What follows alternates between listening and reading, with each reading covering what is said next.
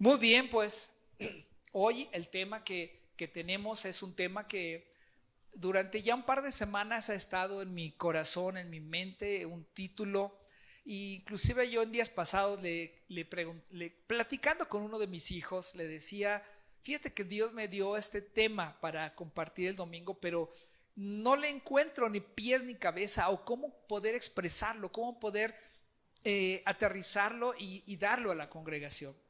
Y estando pensando en eso y un poquito sufriendo un poco porque digo, ¿cómo lo expreso? ¿No? Me di cuenta que uno de los temas de moda que hoy día están siendo presentes en medio de nuestra sociedad, en medio de nuestra rutina diaria, es la descontaminación y la sanitización o la desinfección. Entonces, por todos lados se habla de eso.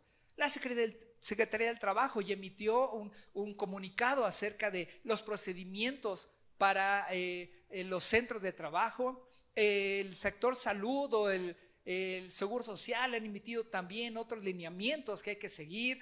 Y hoy es como una moda, ¿no? El poner tapetes sanitizantes a la entrada de los centros de trabajo, en un futuro de los negocios, en un futuro en las escuelas, en los lugares de reunión masiva, tapetes sanitizantes, gel antibacterial, jabón para las manos. En la semana tuve que ir a una oficina del Seguro Social y entregar unos documentos, y entrando yo llevaba careta, cubrebocas, lentes, guantes. No, hombre, iba yo pero casi como traje de astronauta. Y llegando la policía de la entrada me dijo, tiene que lavarse las manos. Digo, oiga, pero traigo guantes, traigo esto. Y no, aún tiene que lavarse las manos, láveselas encima de los guantes. De momento me dio risa, me sonreí, pero dije, está bien. Fui, me lavé las manos y dije, ahora sí, guantes limpios. Y se ríe, ya me deja pasar. Pero en todos lados estamos hablando sobre de eso. Entras a casa y en la casa nuestra, casa de ustedes, llegamos y bueno, pasas por la aduana, ¿no? De mi esposa y casi te hace dar vuelta y te está atomizando por todos lados una solución para que realmente entres limpiecito a la casa, ¿no? Y es algo que está en la boca de todos, es algo que todo el mundo trae presente, trae constantemente en el pensamiento. Y esto me llevó a pensar, híjole, realmente nuestra realidad ha cambiado. Nuestra nueva normalidad es buscar la asepsia total de todo nuestro cuerpo, de todo lo que tocamos. Ahora limpiamos y desinfectamos superficies, el volante del carro, la palanca. Cuando compras algo en el súper, llegas a la casa y limpias todos los empaques, las latas. Antes llegabas y te tomabas la lata de Coca-Cola así, la abrías y te la tomabas, y por más que te decían límpiala porque pasan ratas a veces por encima o quién sabe dónde estuvieron, antes te valía. Hoy ya no nos vale. Hoy todo lo limpiamos, todo lo tratamos que quede higiénicamente seguro para nuestra comodidad. Pero siendo sinceros, hay algo de lo que no nos hemos o en lo que no nos hemos preocupado, y sin darnos cuenta, en medio de esta pandemia se ha contaminado e infectado, y a veces ni siquiera hemos llegado al punto de decir, wow, ya me di cuenta que también esto se contamina, ya me di cuenta que eso también se infecta, ya me di cuenta que también esta parte de mi existencia es susceptible a virus. Y es algo que realmente ni siquiera le prestamos atención, y eso se llama nuestra fe. Y el tema de hoy es descontamina tu fe, desinfecta tu fe. Y esa parte es la que me llevó en mucho pensar, ¿cómo hablo de esto? ¿Dónde dice la Escritura algo muy puntual? Y a veces queremos buscar y encontrar temas específicos, palabras específicas, y tal vez yo buscaba algo que dijera la Escritura, cómo desinfectar nuestra fe. Obviamente, en la Escritura no está explícito el título tal cual, desinfecta tu fe. Anoche todavía estaba pensando, dije, voy a imprimir una etiqueta, la voy a pegar en una botella de gel alcohol o en un spray, y mañana en la prédica les voy a decir, hay que descontaminar nuestra fe y echármelo. Pero la realidad es que no hay nada físico en el cual tú puedas decir, me voy a poner un gel alcohol espiritual, o me voy a poner un desinfectante espiritual, o me voy a poner una careta espiritual, o un cubrebocas espiritual. No hay nada de eso como tal, en el sentido de que nunca vamos a poder encontrarlo de esa manera, sino que tenemos que encontrar en dónde la Escritura nos habla acerca de cómo desinfectar nuestra fe. Cómo hoy esa fe vulnerable, esa fe que ha sido abatida, esa fe que ha sido bombardeada, esa fe que ha sido hoy atacada, inclusive esa fe que hoy ha sido ultrajada a través de esos 3 meses que hemos vivido de pandemia, por lo menos aquí en México. Esa fe ha sido constantemente golpeada. Y es una fe que hoy día se encuentra dolorida, se encuentra tal vez cabizbaja, con bajos recursos. Es una fe que hoy día a lo mejor tenemos que meterla y conectarla a un respirador. Tenemos que intubarla, tenemos que canalizarla para inyectarle sueros, medicamentos, oxígeno puro para poderla levantar. Porque hoy día mucha de la fe de muchos de nosotros se encuentra abatida. Y la pregunta vuelve a ser resonante: ¿cómo desinfectar nuestra fe? ¿Hay algún sanitizante o desinfectante para ello? Y encontré en la Escritura que sí lo hay. Y eso se llama resiliencia. Obviamente en la palabra no dice la traducción como resiliencia. No está. Pero sí están muchos ejemplos que nos hablan acerca de ese tema de la resiliencia. Y tal vez hoy estás preguntando: ay, ¿qué rayos es eso? Algunos lo sabrán. La mayoría no lo sabía. Es más, la mayoría hasta lo pronunciamos mal. Pronunciamos resiliencia, y no es resiliencia, es resiliencia. Y al buscar un poquito sobre de esto, para ver qué es, encontré que es la capacidad de los seres humanos para adaptarse positivamente a las situaciones adversas. Wow. Dije, entonces ya entendí. Voy encontrando el camino por donde la Biblia me habla acerca de resiliencia. Porque yo entiendo ahora que la resiliencia es la capacidad de los seres humanos para adaptarse positivamente a las situaciones adversas. Es el concepto de resiliencia que corresponde con el término de forma paralela o equivalente a entereza. Wow, entonces me quedó todavía un poquito más claro. Ya sé, entonces, descontaminar mi fe puede ser, según lo encuentro en la Escritura, a resiliencia. Pero como todavía es un término que no lo uso cotidianamente y me cuesta trabajo dimensionarlo, entonces ya encontré que la resiliencia es un equiparable a entereza. Y cuando encuentro la palabra entereza, me doy cuenta que entereza es superar algo y salir fortalecido y mejor que antes. ¡Wow! Dije, bueno, así es más fácil entenderlo. Entonces ya entendí que para poder desinfectar mi fe, para poder sanar mi fe, para poder revitalizar mi fe nuevamente, yo debo de entender que a lo largo de estos 3 o 4 meses, este principio de año que ha sido tan difícil, tan complicado, puede haber 2 cosas en mi vida: o termino tumbado con una fe muerta, o me levanto de la adversidad y trato y camino y lucho y me esfuerzo porque mi vida sea mejor de aquí en adelante. El gobierno lanzó la política de una nueva realidad. Y yo diría no tanto que una nueva realidad en el sentido de entrar a nuevos hábitos, sino una nueva realidad que eso es con Cristo. En Él está la verdadera nueva realidad de nuestras vidas. La resiliencia humana es esa fuerza impulsora interior que todos poseemos. Es esa fuerza que Dios nos dio desde el mismo momento de la creación, cuando nos hizo conforme a su imagen y conforme a su semejanza. La capacidad innata con la que contamos para poder tolerar las adversidades de la vida, de poder transformarlas en desafíos y en nuevas oportunidades para fortalecernos.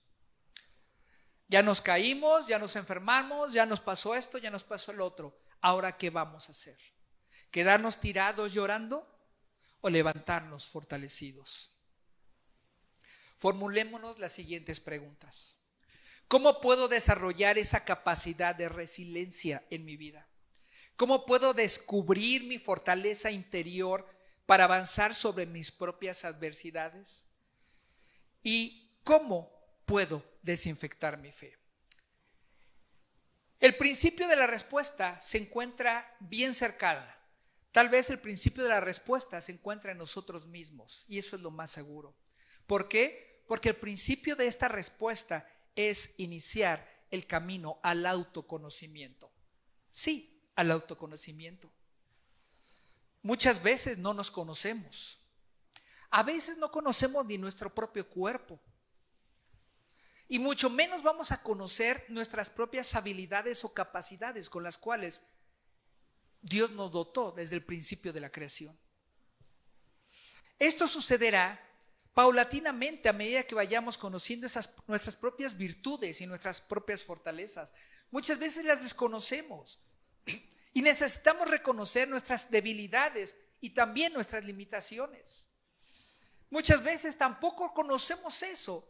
Ignoramos las virtudes e ignoramos las debilidades, ignoramos las fortalezas e ignoramos las cosas negativas que hay en nosotros, porque simplemente nos cubrimos con un velo de decir, no me interesa, no lo quiero, así es mi vida, ¿y qué? Y nos encerramos dentro de una fortaleza donde no permitimos que nadie penetre, ni nosotros salimos de ello. Autoconocimiento esencialmente es empezar a valorarnos y reconocernos valiosos. Es pedir perdón por los errores, perdonarnos a nosotros mismos por haberlos cometido y empezar a verlos como aprendizajes. Muchas veces no salimos adelante, muchas veces no logramos avanzar porque sencillamente no queremos reconocer que cometimos un error. No queremos reconocer que fallamos, no queremos reconocer que la regamos, así de sencillo, no lo queremos reconocer. Y entonces al no querer reconocer esos errores, esos fracasos, esas malas decisiones, nos volvemos ignorantes de nosotros mismos y perdemos la oportunidad de encontrar en nosotros nuevas áreas de oportunidad que nos lleven a ser mejores en esta vida.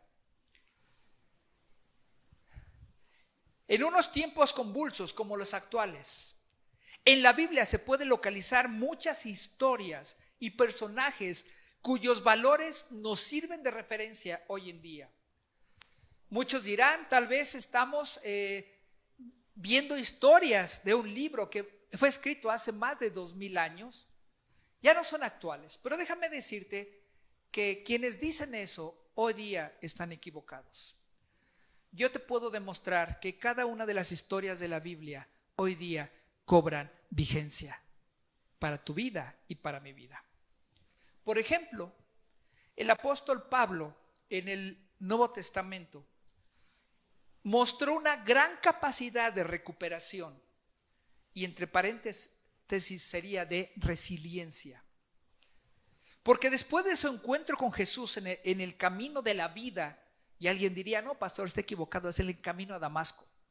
Yo te diría, sí, geográficamente fue en el camino a Damasco, pero la realidad es que en el camino de la vida de Pablo, tuvo un encuentro con Jesucristo, tuvo un punto específico en el tiempo y en la historia donde Pablo se encontró con Jesucristo.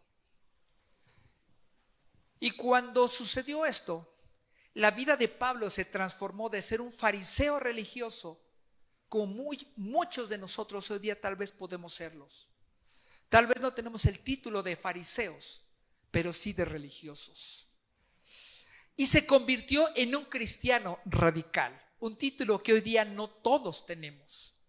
Pablo fue un hombre de ser una persona metódica, un intelectual de su época, un erudito de su nación, de pasar de ser un hombre cuadrado, totalmente apegado a sus tradiciones, a sus legalismos, a su idiosincrasia. Fue transformado, fue cambiado a ser y vivir una vida cristiana extrema, una vida cristiana radical y una vida como la que tú y yo hoy día no vivimos, no tenemos. ¿Por qué? Porque no tenemos esa capacidad de ser resilientes como Él fue. Porque a veces nos conformamos a vivir la desgracia, nos conformamos a estar lamiéndonos la herida, nos conformamos con estar sobándonos el golpe, en lugar de salir adelante, de romper esa cuestión que nos estorba y decir: yo puedo salir adelante. Muchos no estaban contentos con su mensaje, y a causa del mensaje del cristianismo radical que él vivía, fue golpeado, apedreado, criticado, encarcelado y casi asesinado en muchas ocasiones.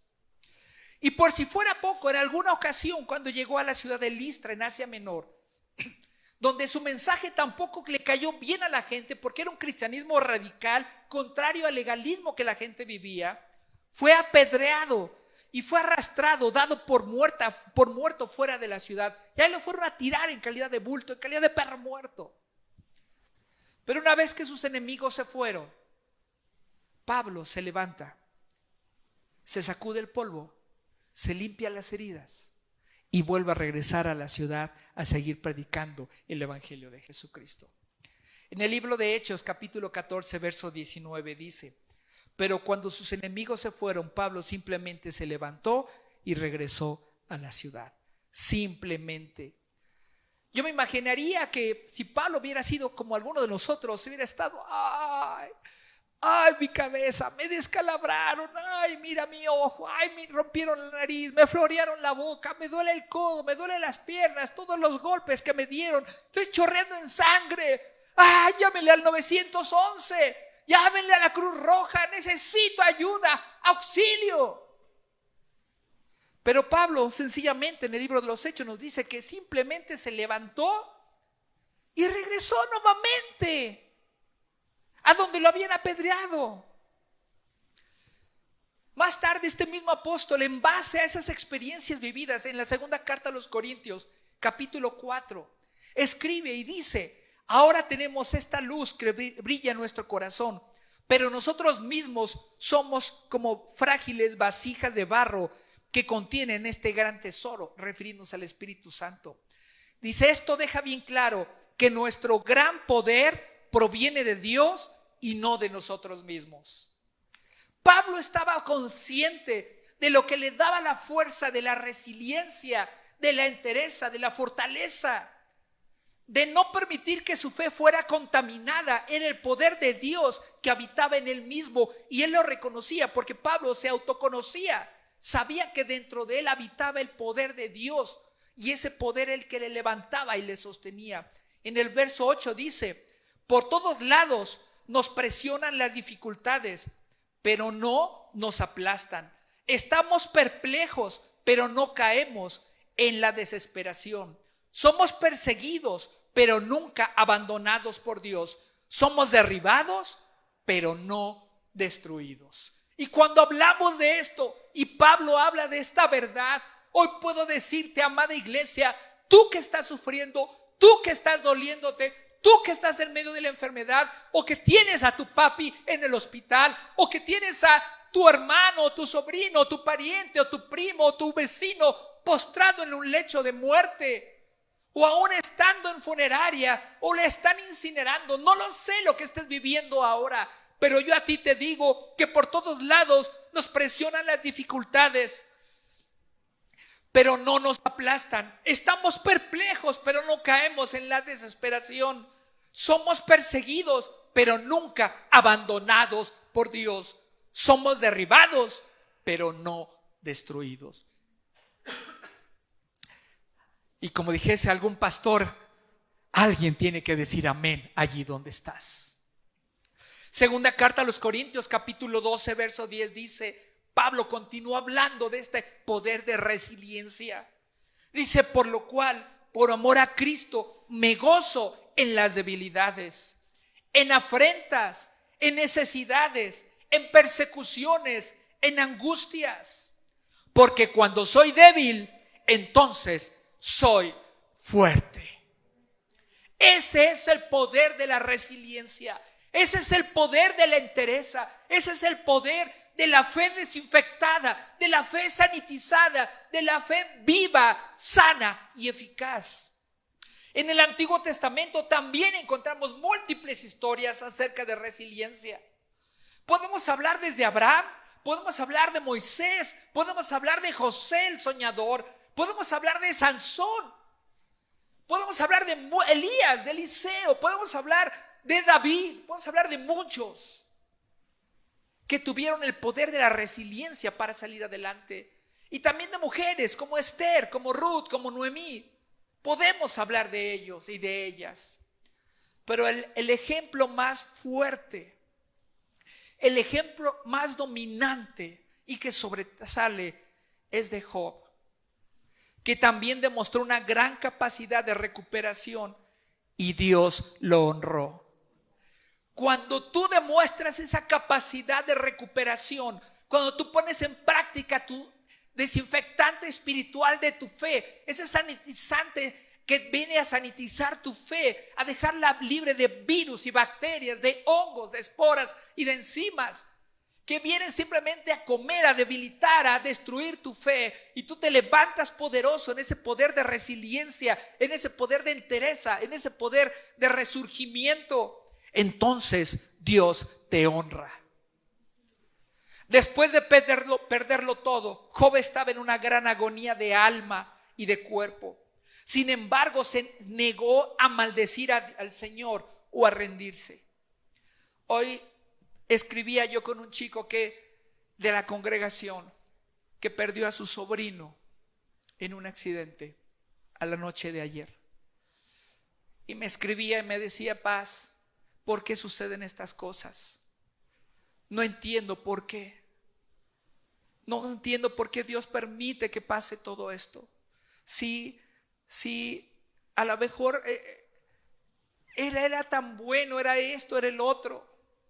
Y yo les escribía y les ponía: tal vez las palabras que hoy podamos decirte no son suficientes para quitar el dolor.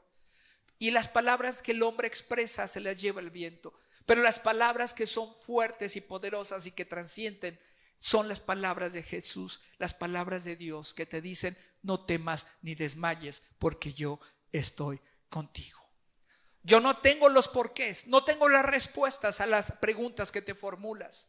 Yo no tengo las respuestas cuando alguien dice: es que falleció mi papá. ¿Por qué? No lo sé. Yo en lo personal, yo he perdido a mis padres, a mis 2 hermanos mayores, y me podría preguntar: ¿por qué, Señor?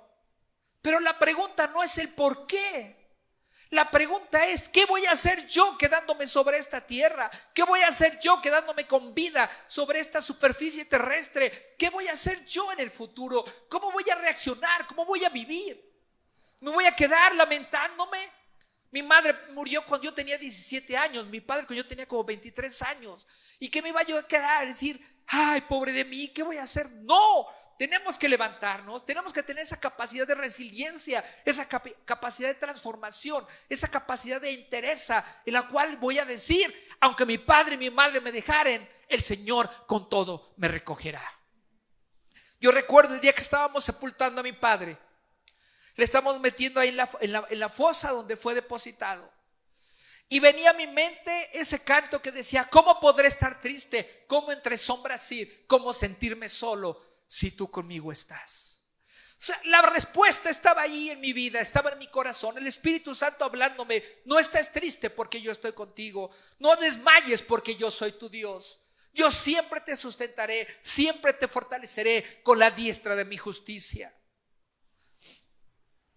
A pesar de su sufrimiento, Job sabía que Dios estaba en control y que el conocimiento que Job tenía acerca de Dios lo ayudaba a mantener la capacidad de recuperación en lugar de rendirse a su derrota. Su fe no se contaminó, su fe resultó en resiliencia. En el Salmo 37, el salmista, versos 23 y 24, nos lo cita de esta manera: el Señor hace firmes los pasos de quienes se deleitan en Él. Aunque tropiece, no caerá, porque el Señor lo sostiene con su mano. Aunque tropecemos, no caeremos, porque el Señor nos sostendrá con su mano. Un contaminante de nuestra fe es la suposición incorrecta de que sabemos cómo terminarán las cosas. ¿No te ha pasado cuando estás viendo una película, una serie en la televisión y llega alguien a mí me pasa a veces con mi esposa que llega y dice, eso va a acabar así? Y yo a veces le digo, espérame, déjame ver el final. Es que va a acabar así. Y a veces así somos todos nosotros. Suceden cosas en nuestra vida y decimos, ya sé cómo va a acabar. Y entonces a la historia que ni siquiera hemos acabado de desarrollar, que ni siquiera hemos acabado de terminar, ni hemos acabado de ver, le ponemos de entrada el título de fin. Bien. En lugar de ponerle 3 puntos suspensivos y ponerle continuará. Pero no, nos gusta dar por terminadas las cosas y poner siempre los finales más terribles, más negativos, más destructores. En ese sentido, las películas de niños de Walt Disney eran padres porque al final era siempre y vivieron felices por siempre. En la vida no siempre es así. Pero déjame decirte que con Cristo, si tú decides tomarlo y abrazarlo y creer en Él,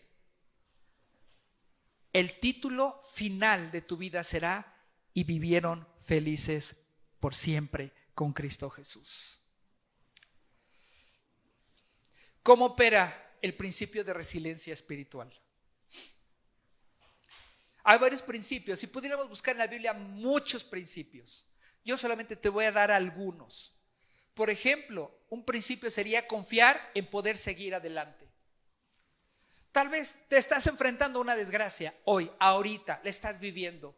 Y dices, ¿cómo seguir adelante? Bueno, pues la realidad o el principio bíblico te dice que debes de confiar en poder seguir adelante. Y en Proverbios capítulo 3, verso 5 dice, confía en el Señor de todo tu corazón y no en tu propia inteligencia.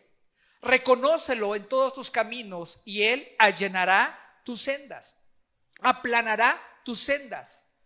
¿Para qué? Para que no caigas, para que no tropieces. Y si resbalases, está su mano que te sostiene. O en Filipenses, Pablo escribiéndole a los filipenses, el capítulo 3, verso 13, dice, hermanos, no digo que yo mismo ya lo haya alcanzado. Lo que sí hago, y fíjate bien, aquí viene el principio, dice, es olvidarme de lo que quedó atrás y esforzarme por alcanzar lo que está delante, para llegar a la meta y ganar el premio celestial que Dios nos llama a recibir por medio de Cristo Jesús. Entonces yo debo de olvidarme de lo que está atrás, ¿sí? Pero debo tener presente lo que está delante y yo quiero alcanzar lo que está delante. Yo quiero vivir en lo que está delante. Un segundo principio sería superar las dificultades y la tentación. Pero ¿cómo superar las dificultades y la tentación? En Romanos nos da la respuesta el apóstol Pablo. Capítulo 12, verso 21, que dice, no dejen que el mal los venza. O sea, no dejes que el mal te venza. Más bien, dice, vence el mal haciendo el bien. Entonces, el principio es que yo debo de hacer siempre el bien. Y si yo entro en esa dinámica de estar haciendo siempre el bien, el principio de resiliencia estará presente en mi vida. Otro más diría ser perseverantes frente a las pruebas. Ser perseverantes frente a las pruebas. Ser perseverantes frente a esas pruebas. En Santiago capítulo 1, verso 12 dice, dichoso el hombre que soporta la prueba con fortaleza, porque al salir aprobado recibirá como premio la vida, que es la corona que Dios ha prometido a los que le aman. Un último principio sería vivir una constancia verdadera. Y para vivir una constancia verdadera, tú tienes que primeramente confiar en seguir adelante. Después tú tienes que superar las dificultades y la tentación. A continuación deberás de ser perseverante frente a las pruebas. Y entonces tendrás elementos para vivir una vida de una constancia verdadera. Proverbios capítulo 26, verso 16 dice, los justos podrán tropezar, 7 veces. ¿Cuántas? 7. Pero volverán a levantarse. ¿Cuántas veces? Las 7 veces.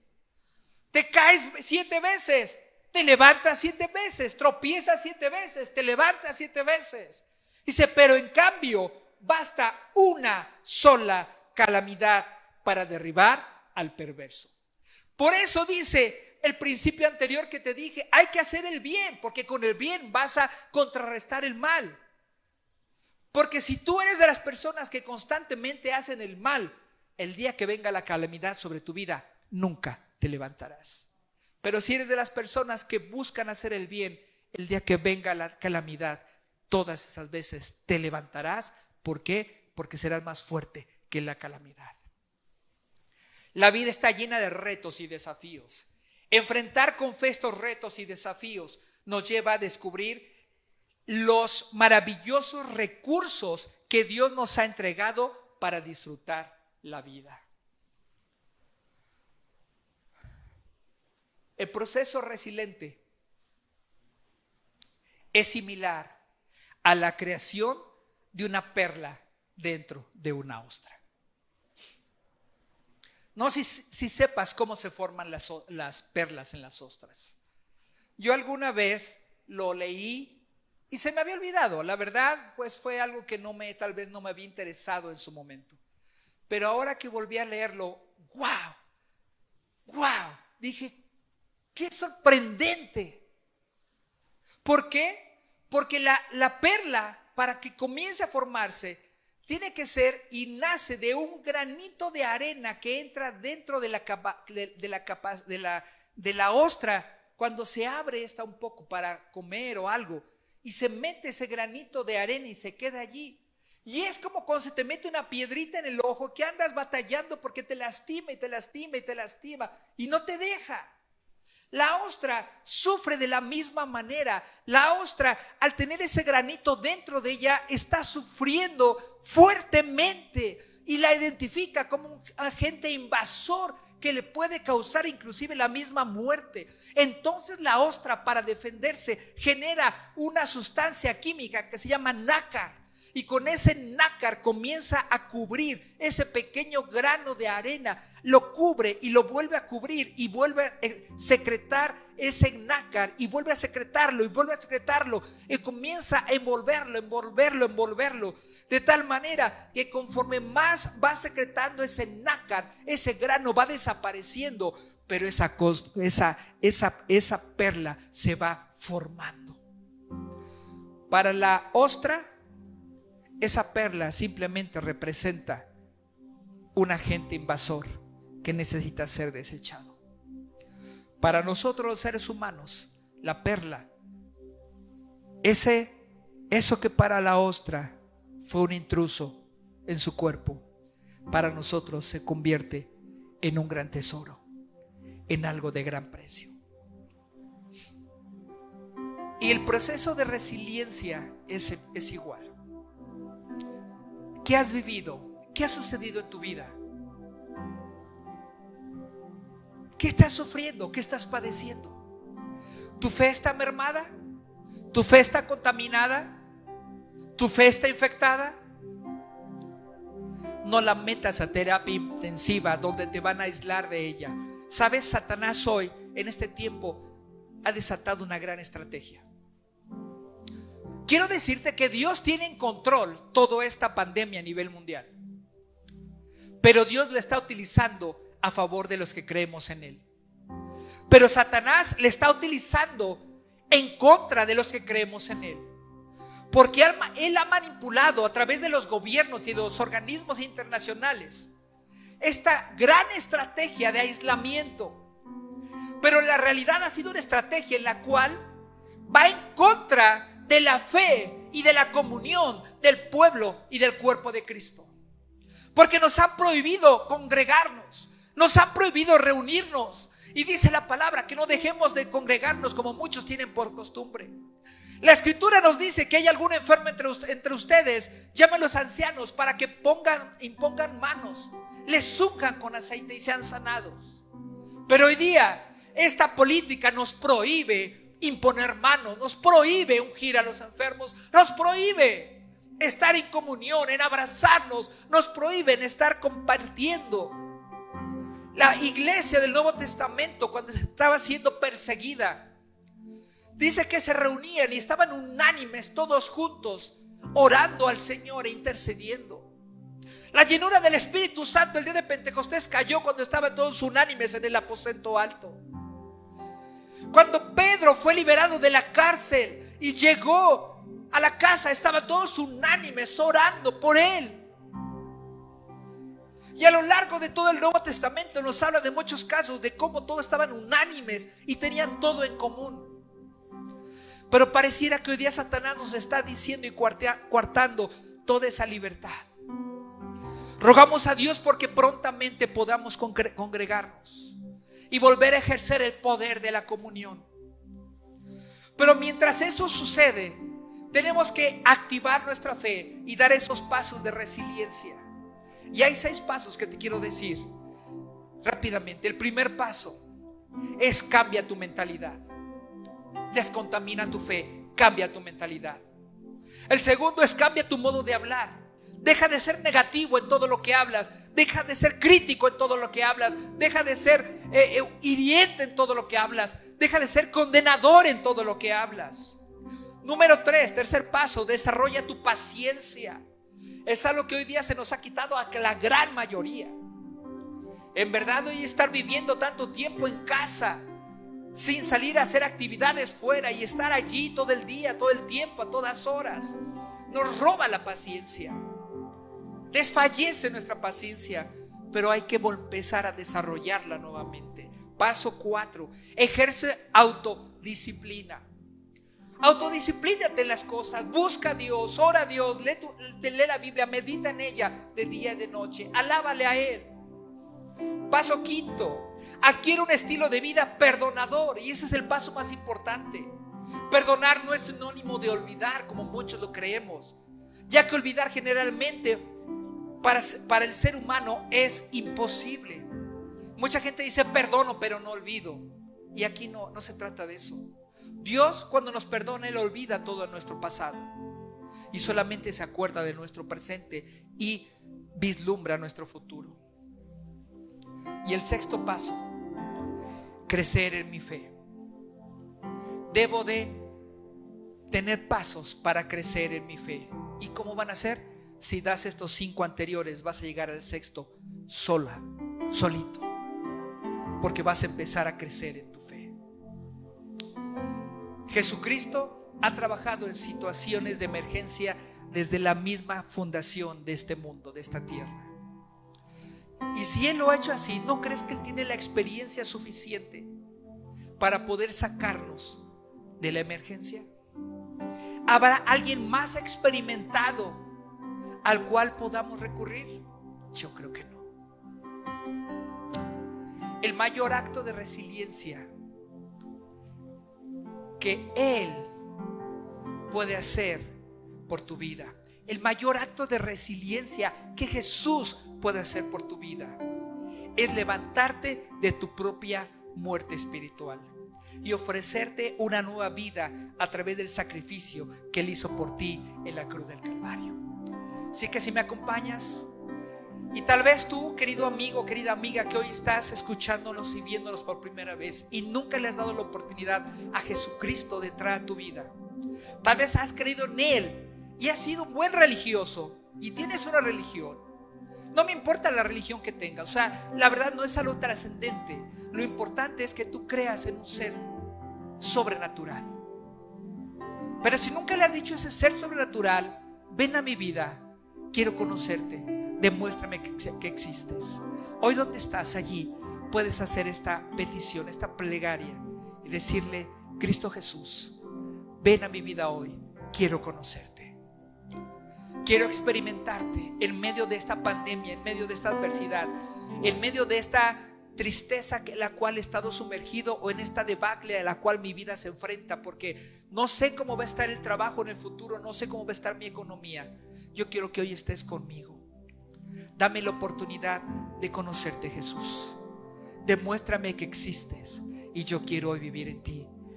contigo por siempre. Amados, que Dios les bendiga. Que el poder del Espíritu Santo repose en sus vidas. Y amada iglesia, mantente firme con esa capacidad de resiliencia y desinfecta tu fe.